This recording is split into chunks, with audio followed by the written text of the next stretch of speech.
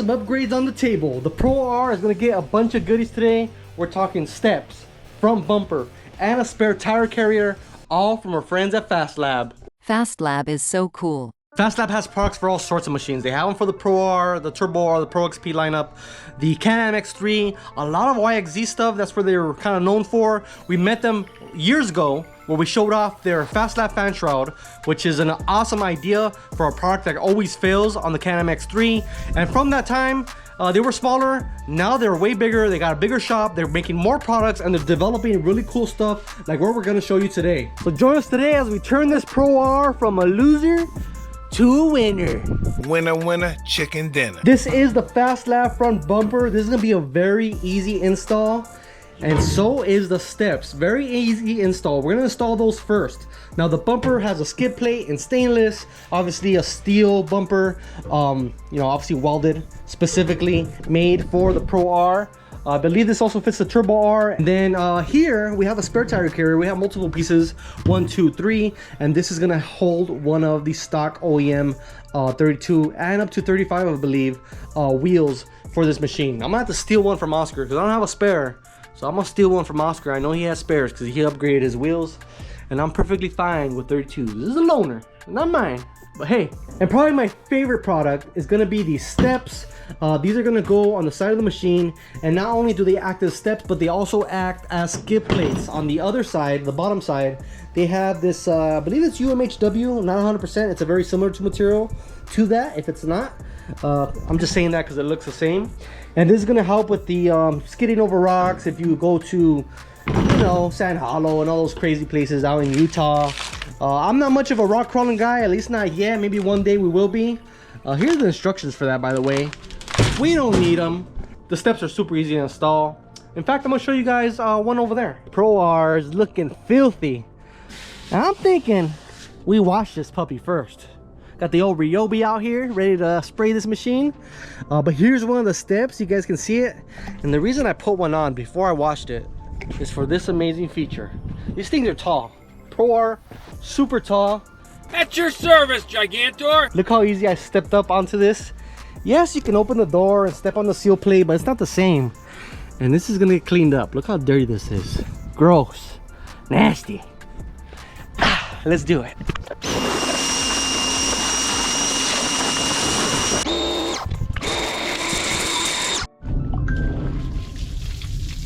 You see that?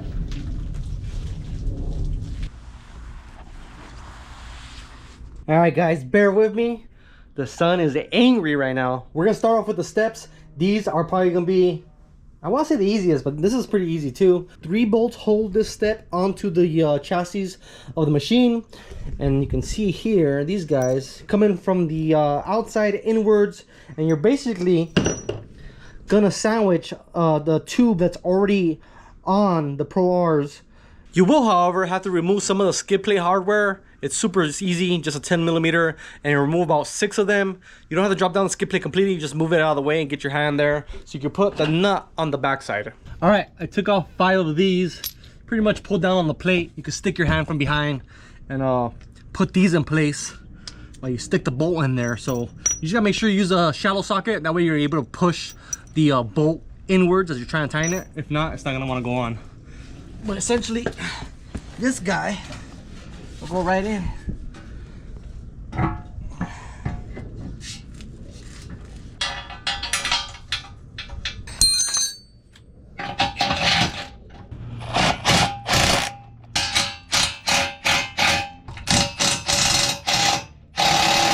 These machines are getting faster, stronger, hell, heavier, more powerful.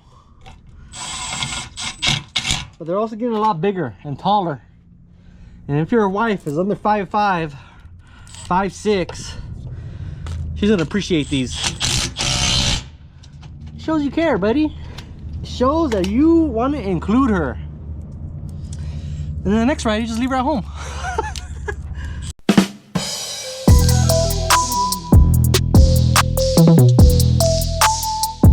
And there it is, boys. I really like how they look. Honestly, it just feels right. Like the car should have came with them. Really cool. And like I said, just jump up here like nothing. especially if you guys that run some sort of rack. This is 100% a must-have if you have a rack.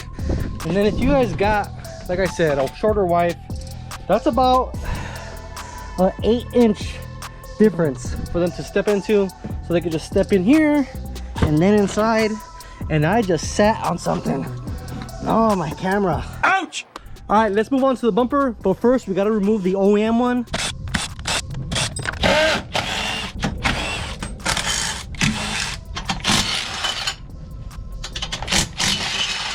All right, so I'm thinking I'm gonna remove these two.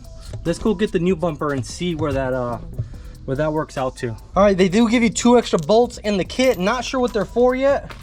Well, we're gonna find out in just a second. We're gonna take these off here.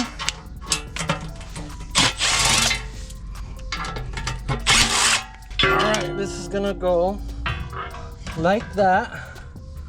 And the holes do line up. And we'll put this guy, oh my God. So definitely I'm actually gonna take it back off. I gotta remove these.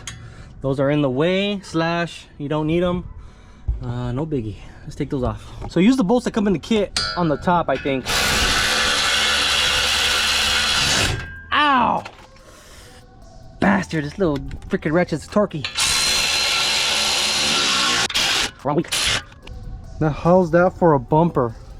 You get your winch mount here. You get the FastLab logo here, and then up top you have a rail system to mount basically any light.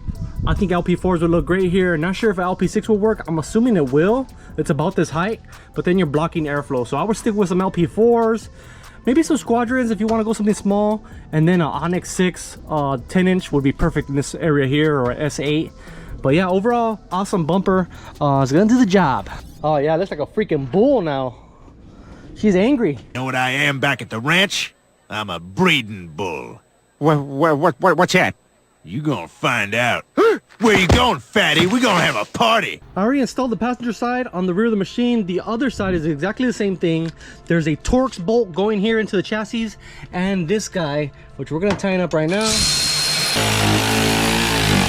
So this should work with any aftermarket cage, because well, at least the cages I've installed, they all use that same connection point there.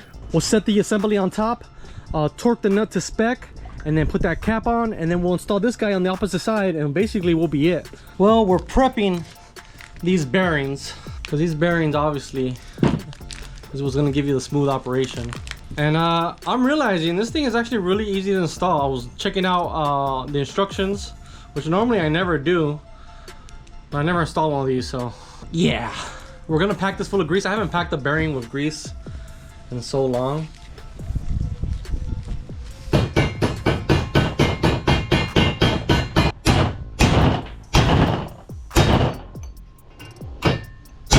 All right, guys, I'm packing the bearing on the tube for the hinge.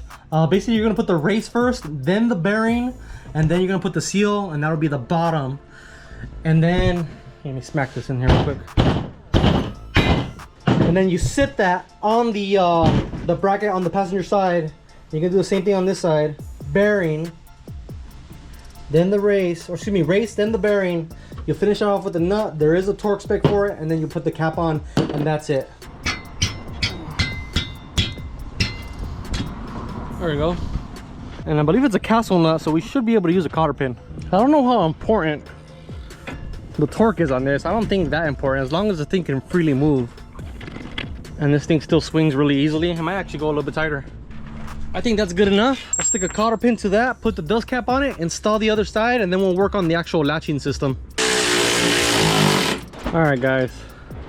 I'm adjusting this latch. I'm gonna go ahead and tell you guys to make sure to check the instructions on how this latch goes. It's not that difficult to install. Just make sure you use Loctite on the screws, and you'll be fine. And once you adjust it correctly, then it'll be perfect for your setup. Essentially, there's 2 plates here. One is the latch itself, and one is on the secondary plate for the secondary latch. And then you have one piece here. I loosened up both the bolts that go to the cage on both sides, just to line this up a little bit better. Then this guy just goes over the top. See that? And then you can pull it tight. And I feel like it's a little loose, so I can still adjust these a little bit more. Essentially, all that will be left is we install some lug studs, and then a wheel, and basically the wheel will hang off the back. This is a good option for you guys that want to run a spare but don't want to lose storage in the center of the bed. So overall, setup pretty good, pretty happy with the outcome. Spare tire carrier, bumper, and steps, all from FastLab UTV. And that's gonna end it for this video. If you're on this list right around here, big shout out to you guys. You too, join and Patreon. You guys support the channel a little bit extra than everybody else, and that means a lot. And to the rest of you, no worries, as long as you hit that subscribe button. Again, it's free. We appreciate you guys watching. We'll see you guys in the next video, and let me know in the comment section down below what you think of these products. And there's no denying it, guys, the steps are the best. I really like them. Oh shit.